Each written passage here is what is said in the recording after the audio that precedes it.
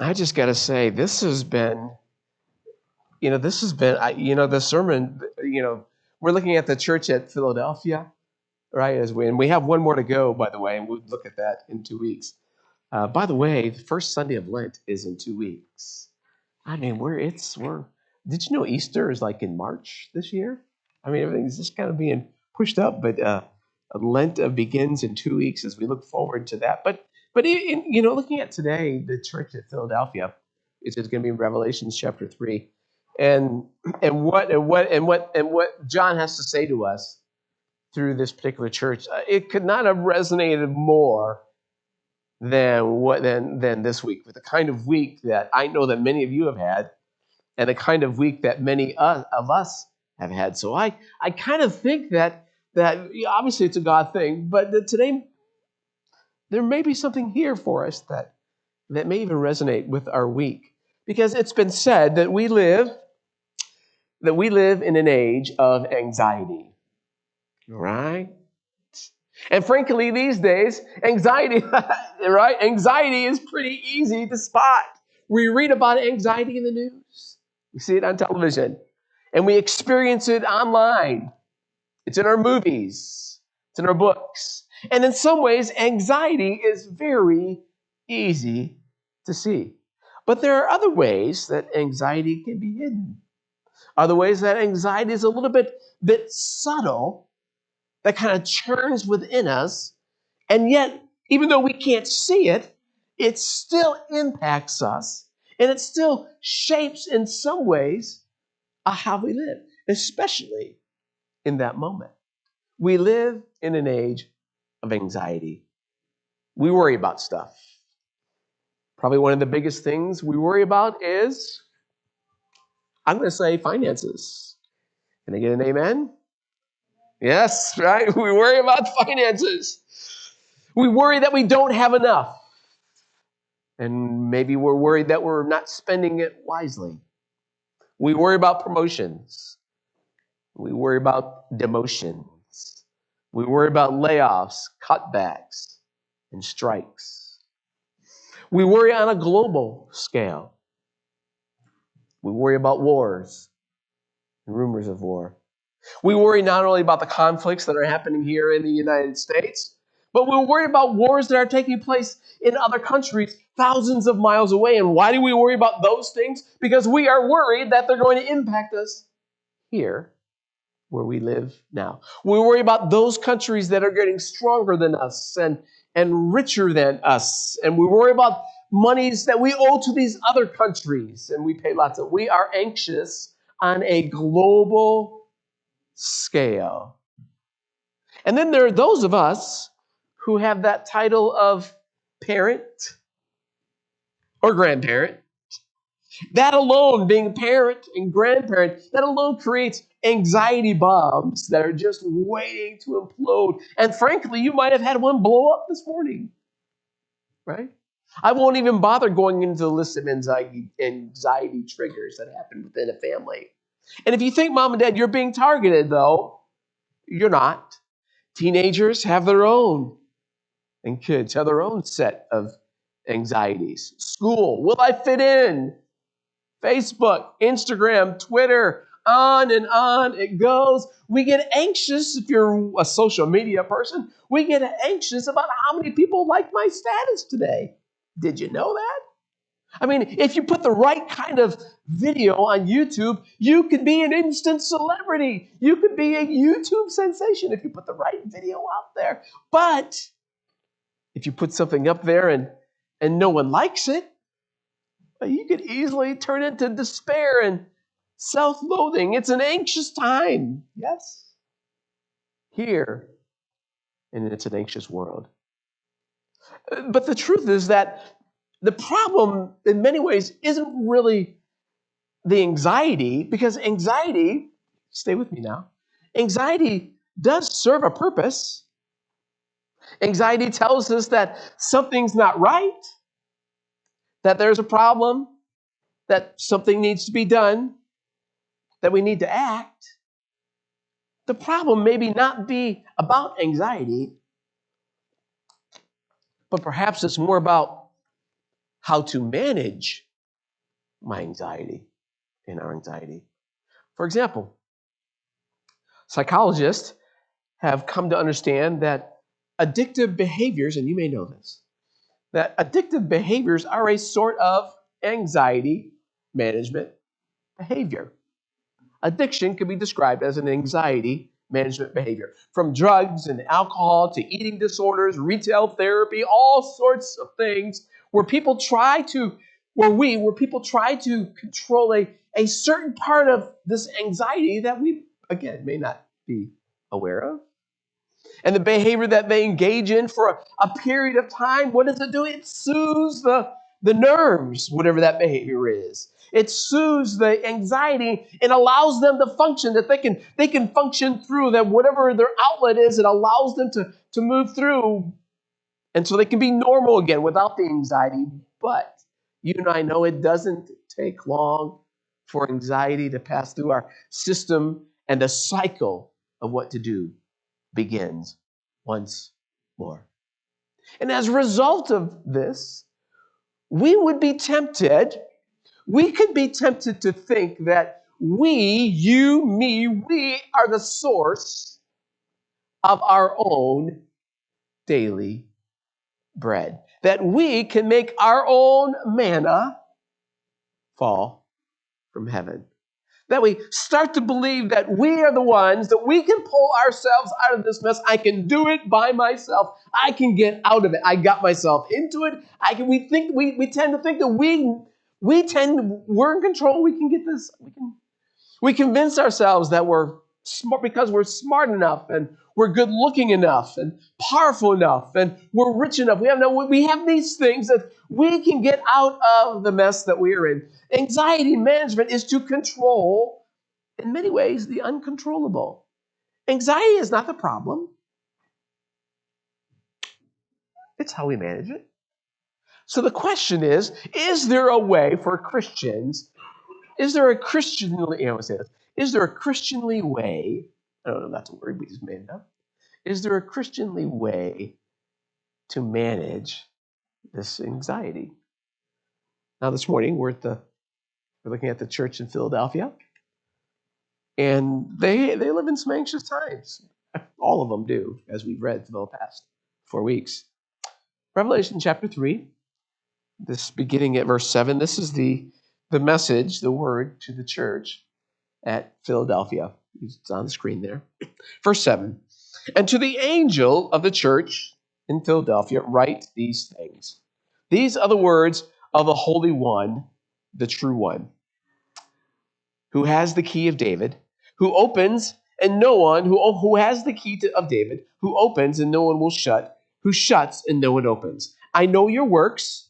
Look, I have set before you an open door, which no one is able to shut. I know that you have but little power, and yet you have kept my word, and have not denied my name. I will make those of the synagogue of Satan who say that they are Jews and are not, but are lying. I will make them come and bow before your feet, and they will learn that I have loved you, because you have kept my word of patient endurance. I will keep you from the hour of trial that is coming on the whole world to test the inhabitants of the earth. I am coming soon. Hold fast to what you have, so that you may seize your crown. If you conquer, I will make you a pillar in the temple of my God. You will never go out of it. I will write on you the name of my God and the name of the city of my God, the new Jerusalem that comes down from my God out of heaven, and my own name. Let anyone who has an ear listen to what the Spirit is saying to the churches. Now, the city of Philadelphia, not Philadelphia, Pennsylvania, but the city of Philadelphia was not like some of the other cities that we have talked about. They weren't like these other cities that were the centers of trade or even the center of government. This city, Philadelphia, this is what this was about. This was more of a city that had to do with missionary work. This was a city of missionary work. But the mission work, it was not mission work for the Christian church. It was mission work, rather, for the Roman Empire. It was a city that was set up to promote Greek culture in our world. Philadelphia was a city that had beautiful temples, but they were temples designed for Greek gods. Now, one way to think of it is that if you are a Christian, if we were Christians, and we are, if we were Christians who were lived in a very, very highly populated, highly densely populated Muslim city, if it was a city we lived in, it was a Muslim city, the role of that Muslim city would be to do what? To promote Islam throughout the world. So the goal of Philadelphia was to promote Greek culture. That was their mission, to share Greek culture with the world. But that's what it'd be like to be a Christian in that environment, living in a place whose mission is not the same as your own. And Philadelphia was an important city. It was important to the empire. When a terrible thing happened, like an earthquake or a volcano, or someone hit a deer or something, if something happened, if a horse hit a deer, if you had a horse, if anything tragedy kind of happened in Philadelphia, they prayed and they believed that the gods would take care of the earth and they would care for it, that the gods were incredibly important to them. So we must tell everybody about these gods because they're so good.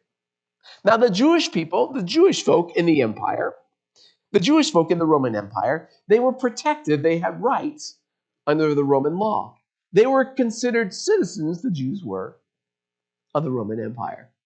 It was not, and also with the Jews, as we've known, it was not unusual for the Jewish believers to be in conflict with the Christian believers. And this is what we see here today in Philadelphia, a conflict between the Jewish folk community and the Christians. You see, they had this little conflict, the Jews and the Christians, over this concept that we call the Messiah.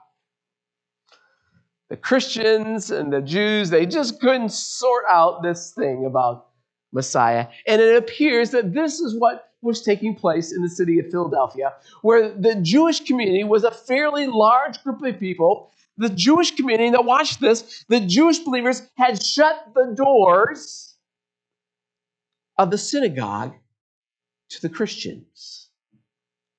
They wouldn't allow the Christians in.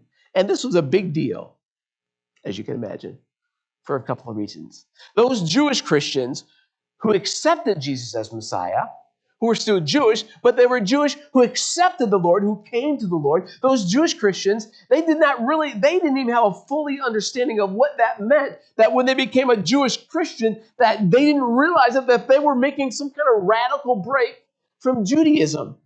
Now, if you ask these Jewish Christians, what are you? Well, they would simply say, well, I am a Jew who believes in Jesus. Now, there's conflict, as I've said, between Christians and Jews. That's what Paul writes about the entire time.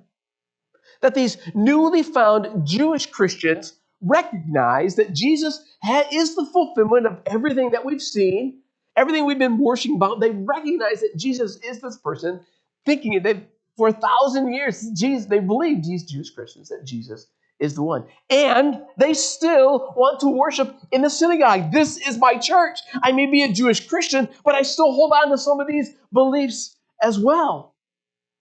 And they wanted to be part of the community. We believe that's our church, these Jewish Christians said to their friends. This is our church, and you shut the door on us. Imagine one day you came to church on a Sunday morning, and I was standing at the front door telling you you can't come in. This place is for everybody else, but not you, because you have a strange belief system. That's what was taking place in the church at Philadelphia. And I would say that's a lot of anxiety there, wouldn't you think? Anxiety. Another thing is, maybe even more importantly, that they were shut out from the church, from the synagogue. The Jewish people, that Jewish culture, they were also considered, since they were considered part of the empire, as I said, they were protected under Roman law. And as long as the Christians weren't, and as long as the Christians could be seen as still a part of Judaism, they would be protected too. They wouldn't be a bother to Rome. So we have the Jewish culture who is protected by Roman law. Then you have these Jewish Christians who are still part. These Christians who are still part of the Jewish culture. And because they were part of that, they also all received the same protections. But now the Jews have said to these Jewish Christians that you're not a part of us, and we're shutting the church doors on you. And now all of a sudden, Christians are not a part of Judaism. They are now not a sect or a tree limb from Judaism, which means now that these Jewish Christians do not get the protection from Rome. And that means the Christians are in danger of persecution from the empire. You see that? Follow that? That's what's happening in Philadelphia. This is our church. This is our synagogue. And yeah, you don't really believe the way we're closing the doors on you. And the church in Philadelphia was on the verge of just being ostracized and marginalized completely. This is what had begun to happen in Philadelphia. Now, if you can imagine, if you're a Christian living in Philadelphia, you're probably starting to get a little bit worried, aren't you? You're starting to get a little bit nervous about your standing in the community and in the city, because not only now is your faith being challenged, but now your status in the community is being challenged because of it. And they lived in an anxious time. And you can probably guess how easy it might have been and tempting for them to try these Christians, how easy it would have been for them to try to manage this anxiety with all kinds of different kinds of behavior. They have to find a way to manage their anxiety and still be a part of this, because if we're not a part of this, we receive no protection. The conversation might go like this if you're one of these Jewish Christians. I think it's okay. It's okay to be a Christian in a quiet way. We can be Christians in a quiet way. I mean, we can talk about Jesus. We can celebrate Jesus. And we can do all of that in the privacy of our own home. No one has to know that. Who said that we have to walk around with a big Jesus sign around our necks that we believe? And who says we have to carry a sign that we believe and you don't? I mean, we can be Jewish, but we can kind of be Christians on the side. We can be Romans, but then in private, we can be Christians in private. So it's not going to bother anybody. It's not that big of a deal if I put pictures of gods on our wall in our house, because what happens if someone comes over? I got to have those up there so that they think I'm still part. I mean, it's not as if I believe what's there. It's just there. When I thought about this, when I put this together, it's not a big deal if I put a few pictures on my wall, because someone might come over. So I thought of my television. Let me put it to you like this: if you didn't have any TVs in your home, right, and you have friends, you walk into a home that didn't have any TVs at all in their home, that they lived that quiet kind of life, right? What was your first thought about being someone who doesn't have TV? There must be something wrong with you. You don't have a TV. So I was thinking about that these Jewish Christians were tempted to do just that. I'll put these things up in my house. It doesn't mean anything to me. But when people come in, they'll see and they'll think that I'm normal. That's pretty much called managing your anxiety. That's kind of what came to my mind here. And we get that, don't we? Right? We understand the pressures to bend. We understand the pressures to compromise and to accommodate a little bit so we can manage this anxiety, the anxiety that's here, the anxiety that's coming. But, and this is a good letter, by the way. This is what I said, there's two of the 7 are good letters. This is one of them. Because the Christians in Philadelphia, they did not do that. The scripture says, we read it this morning, you have not denied my name. You have kept my word. And then check this out. Jesus says, I have opened a door for you that no one can shut. Jesus says, I've opened a door for you and nobody, nowhere, no how can shut it. I am going to show up for you. You have not denied my name, the Church of Philadelphia. I know that you have been marginalized for where you once worshiped, but that is okay. I am going to show up for you. And while they have shut the door on you, literally, I want you to know I am opening up a brand new door that you can be part of. What is that saying? If God closes a door, he's going to open a window, whatever. Right? I don't know how that. That's right here in Philadelphia. When one door closes, he says, I'm going to open up another one for you. Don't worry. And I'm doing that because you didn't deny my name. You didn't decide to, don't, I may get in trouble for saying this, but you didn't decide to put a Buddha up in your home for when your Buddha friends come over. Just to play, you didn't do that. Thank you, Jesus. And I know that's kind of harsh to say that, but this is what the church is faced with, right? All I'm asking you, I'm not going to shut that door. All I'm asking, Jesus says, is don't deny my name.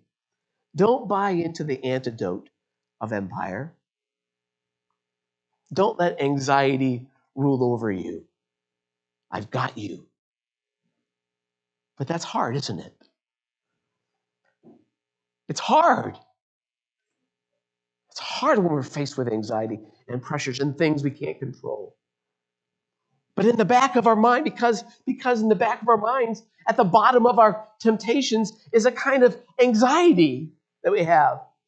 Because there seems to be sometimes in our life, even for Christians, this fear that what if God does not show up? What if God does not show up? Then at the end we have all this fear, we have all this anxiety. Maybe God's not going to show up. What's going to happen then? Countless therapists, as I've read this week and looked at, they tell you that they've talked to too many married couples in their offices where one or both of them started to believe that God was not going to show up in their marriage any longer. And so they started looking elsewhere to find ways to do that. They started taking matters, these couples did, we know them. They started taking matters into their own hands and engaged in other kinds of anxiety management behaviors because they're wondering, is God going to show up? Lord, if you're not going to show up, well, then I'm just going to go do my thing and see how that works out. I can't begin to tell you how many times I've done that. That I have said, I don't have time for you.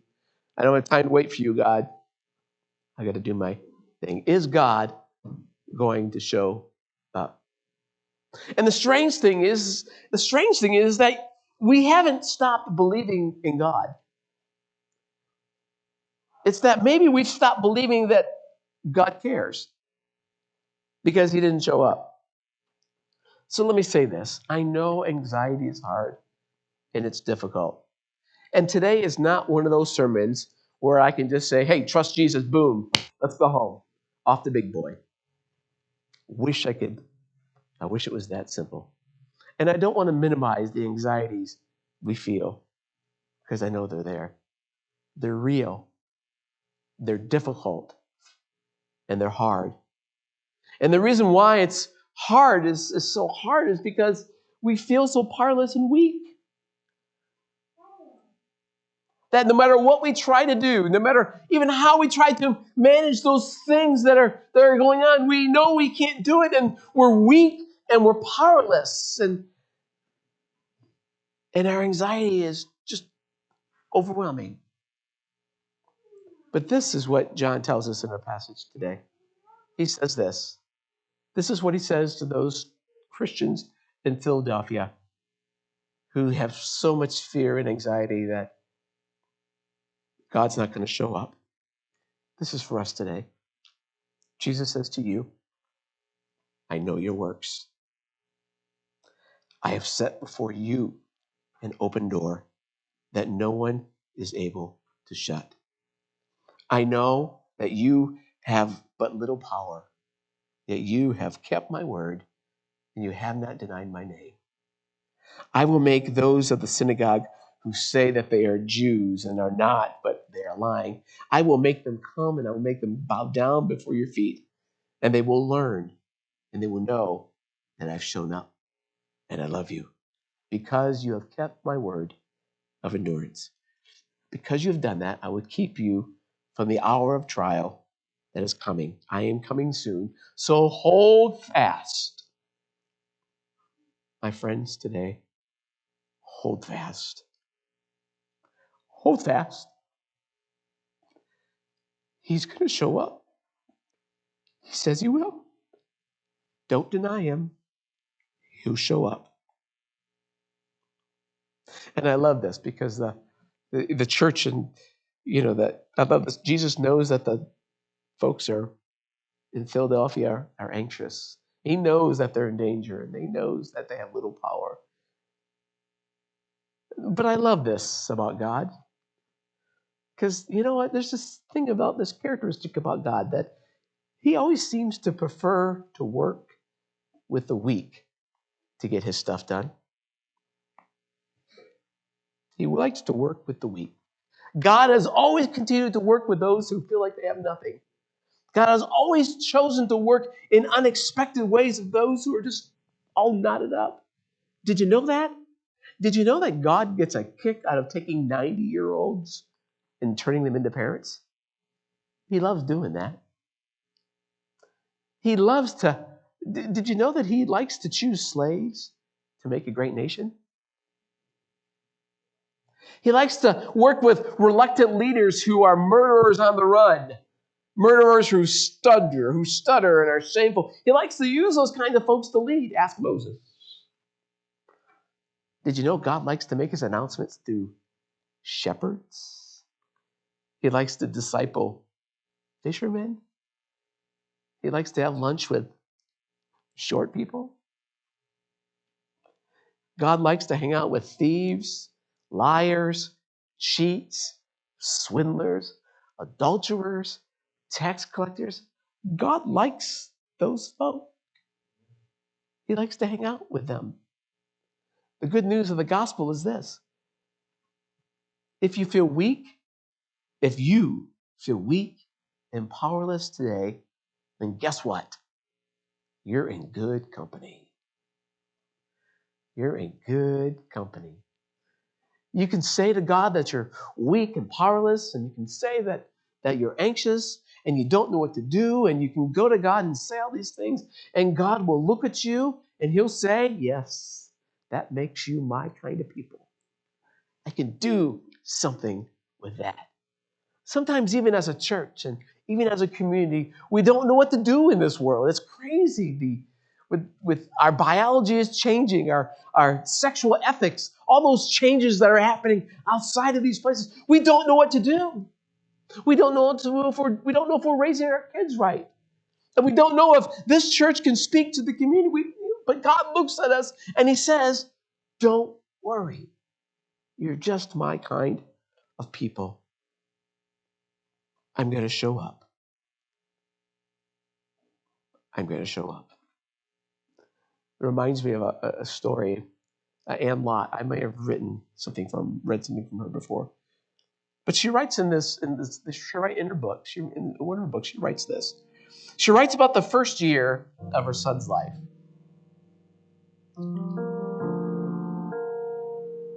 She writes this. I have a friend whom I've known my entire life, who took her 2-year-old up to Tahoe during the summer. They were staying in a rented condominium by the lake.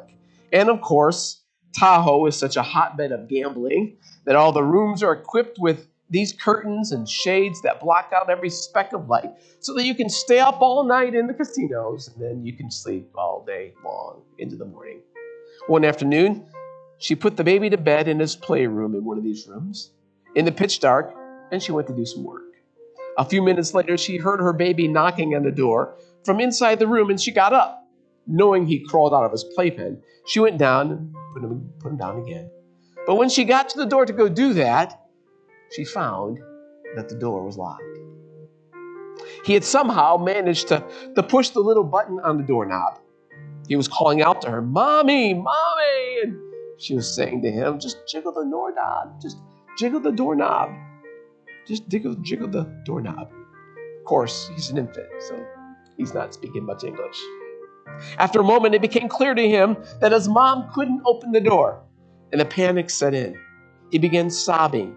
So a friend ran around like crazy, trying everything possible, like trying to get the front door key to work, calling the rental agency where she left a message on the machine, calling the manager of the condominium where she had left another message, and running back to check with her son every few minutes or so. And all the while, there this boy was there sitting in the dark, this terrified little child. Finally, she did the only thing she knew she could, which was to slide her fingers underneath the door where there's just a 1-inch space. She kept telling him over and over, "Bend down. Touch my fingers. I'm right here." Finally, somehow he did. So they stayed like that for a really long time. On the floor, him holding on to her fingers in the dark. He stopped crying. She kept wanting to call the fire department or something, but she felt that contact was the most important thing. She started saying, "Why don't you lie down and take a little nap on the floor?" And he was like, "Yeah, right, Mom, that's a great idea. Yeah. I'm feeling so nice and relaxed right now." So she kept saying, "Open the door now." And every so often, he'd jiggle the knob and jiggle and jiggle. This went on for a while. But after a long time, it popped open. She writes, "I kept thinking of that story, about how much it feels like that I am the 2-year-old in the dark, and God is the mother, and I don't speak the language." God could break down that door anytime he wanted to, if that struck God as being the best way. But instead, via my friends and my church and my shabby little faith, I can just hold on to God's fingers underneath the door. It isn't enough, and yet it is more than enough. We live in an age of anxiety, and we're tempted to engage in all kinds of anxiety management kinds of behaviors. We're tempted to buy into the antidote, so to speak, of empire. But God asks us not to deny his name as individuals and as a church. And if we do that, God says he will open a door that no one can shut. And if you feel like that 2-year-old today who can't speak the language and doesn't really know what God is doing here, take a couple of fingers, slip them underneath the door that seems to be closed, and his hand is right there, making contact with you. I'm here, and I'm going to show up for you. Don't deny who I am. And you may be weak, God says, and you may be powerless, but that's no worries. That just makes you my kind of people. Amen? We all have anxieties. I just want you to know, in the midst of it, he is there, and he will show up in your situation, in your life, even though you'd rather do it yourself. Let's stand. Well, I like what's playing. Surrounded. It may seem like I'm surrounded, but I'm surrounded by you. I hope this morning you walk out of here knowing that you are surrounded by him, that he's got this in your life.